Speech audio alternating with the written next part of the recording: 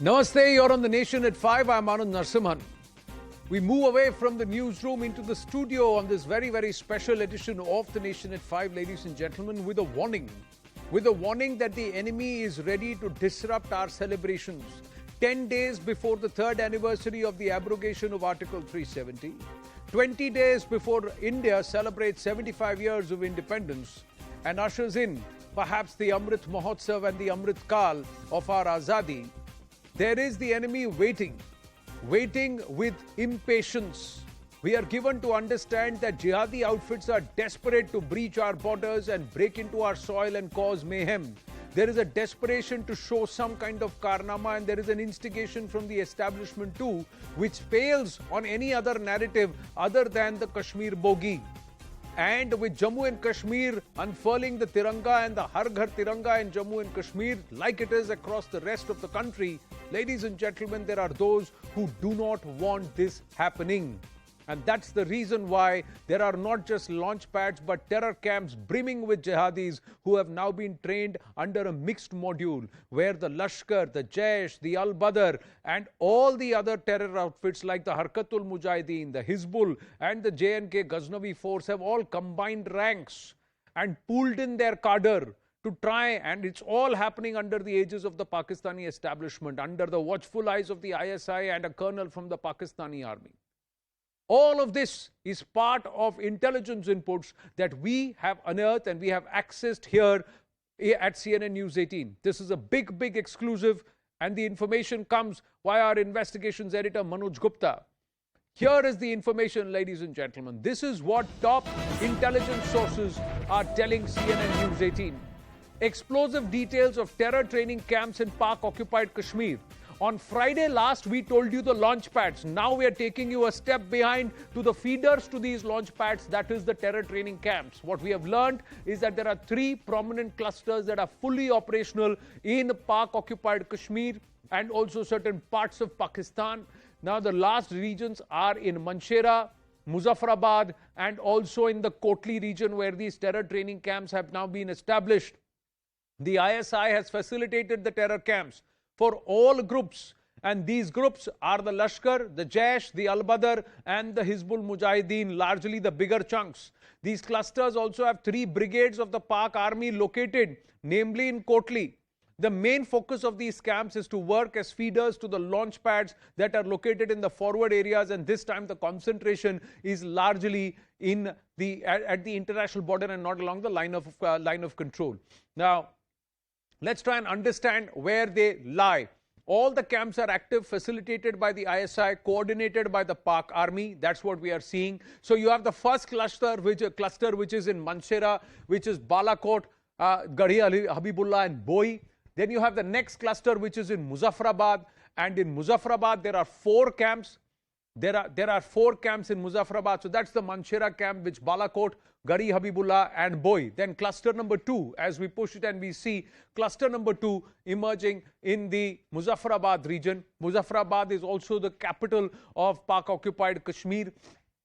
Abdullah bin Masood, Dulai, Chelabandi and also the Shawai Nala. So these are the 4 camps which are operating in Muzaffarabad. And then you have Kotli. And in this Kotli region, again, just where the Pak army brigades are, around that, you have these camps.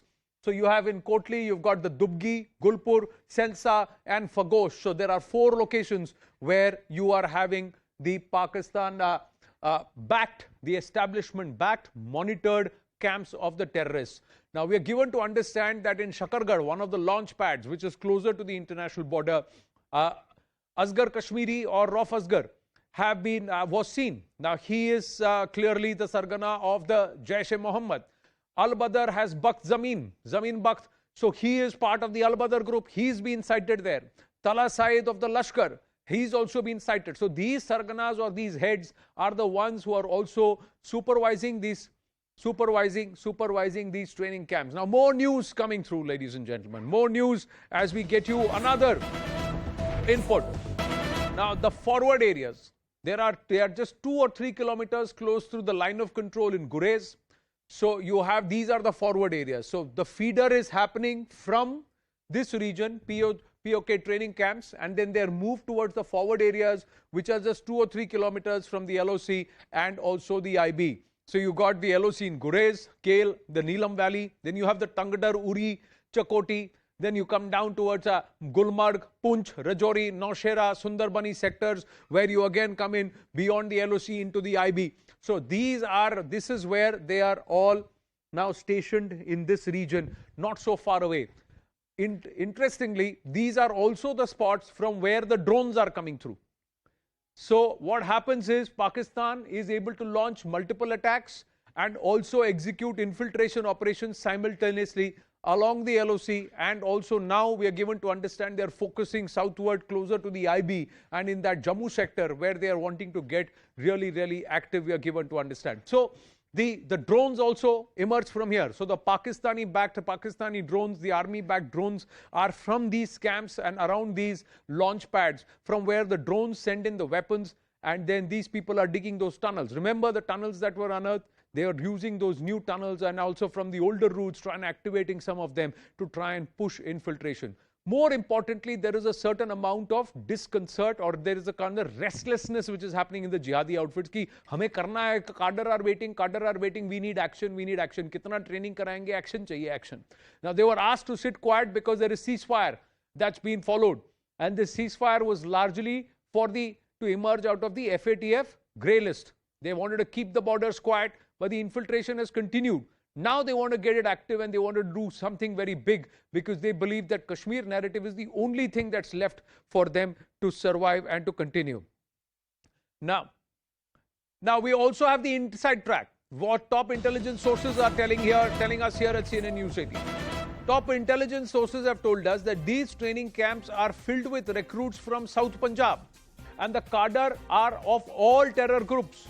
Lashkar, Jaish, Al-Badr, Hizbul Mujahideen, Harkatul Mujahideen, J&K Ghaznavi Force, they're all present there. The cadre are mostly youth in their 20s who have come from South Punjab, largely jobless and misguided, radicalized, and they are being trained there. The nature of training is in arms and also fidain, or that is suicide attacks. They move just before winter, and the OGW sitting in Srinagar work as their supervisors. The OGWs also get the weapons sent by the ISI through drones. So the OGW network, their job is to collect the weapons and also act as the receivers to these infiltrators and guide them, give them an idea of the lay of the land, and then they bring them. General A.K. Siwach